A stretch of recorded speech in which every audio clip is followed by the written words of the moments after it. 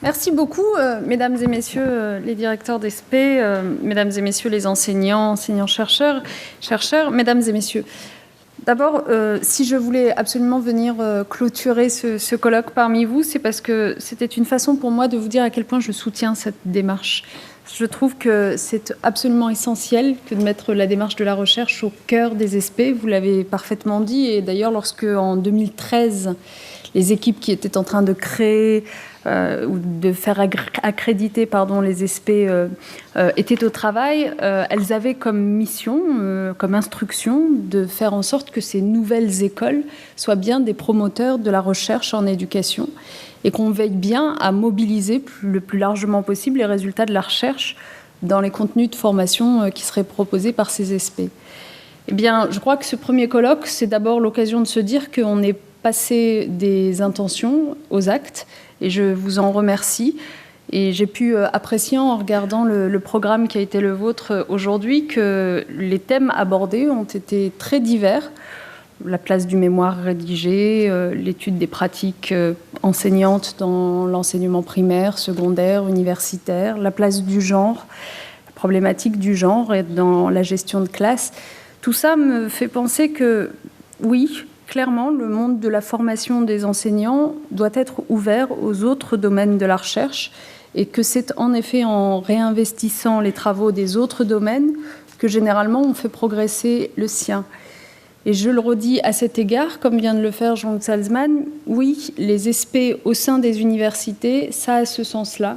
Ça a ce sens de renforcer le lien entre la pédagogie et la recherche et de faire en sorte que les méthodes pédagogiques s'appuient encore plus sur les résultats des recherches empiriques, notamment en sciences de l'éducation.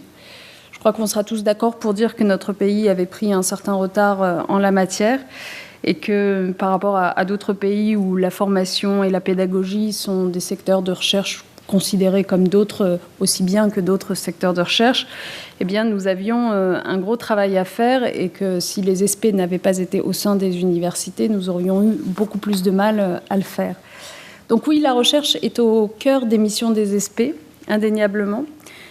Et pour en avoir discuté récemment avec un certain nombre de présidents de vos conseils, je veux vous dire aussi ici que j'ai été très sensible à ce qu'ils m'ont dit sur la problématique des ressources humaines au sein des ESPE et sur la notion de transfert. Les ressources humaines, d'abord, nous avons décidé de travailler ensemble, le ministère, le réseau des ESPE, la CPU, bien sûr, pour vous permettre de conforter votre capacité à valoriser les activités de recherche de vos personnels. Et j'ai demandé à mon cabinet de mener ce travail avec vous. Je crois savoir que vous échangerez dès demain sur cette question importante.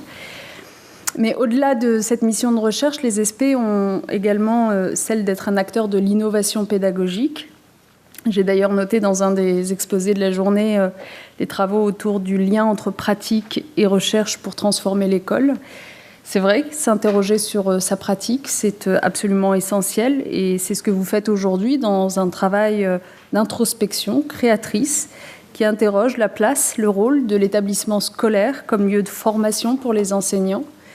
Et plus généralement, cette fonction de recherche des ESPE interroge aussi ce qui a été réaffirmé par la loi de 2013 sur l'enseignement supérieur et la recherche, à savoir la place du transfert dans les missions des établissements d'enseignement supérieur.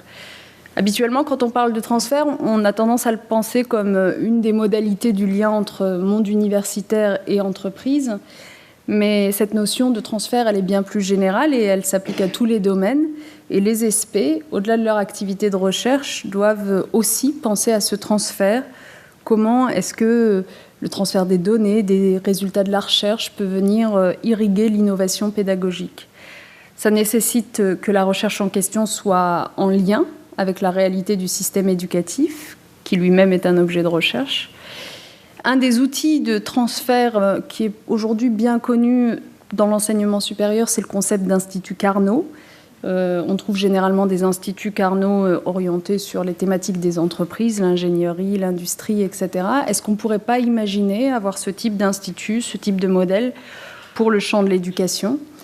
C'est une suggestion parmi d'autres. Je crois qu'il y a vraiment des idées à trouver pour relier l'ensemble des composantes du système éducatif. En tout cas, ce qui est sûr, c'est qu'on doit faire mieux connaître les résultats de vos travaux, ceux que vous avez conduits aujourd'hui, ceux qui seront présentés jeudi au colloque de Lyon, et tous ceux qui viendront à l'avenir. Je suis sûre qu'ils seront très nombreux. Je vous en remercie parce que je crois que vous témoignez du fait que nous avons remis la formation des enseignants et des personnels d'éducation au cœur des problématiques universitaires. Et je crois que c'était à la hauteur des enjeux qui se présentaient à notre pays. Au fond, vous faites en sorte que la réforme qu'on conduit, nous, depuis 2012, soit un objet vivant qui se nourrit de votre réflexion. Donc, continuez à le faire. Et puis, s'il me fallait un mot, parce qu'il faut toujours un mot pour conclure les discours, j'utiliserais bien celui de Yasmina Khadra dans son ouvrage « Les hirondelles de Kaboul ».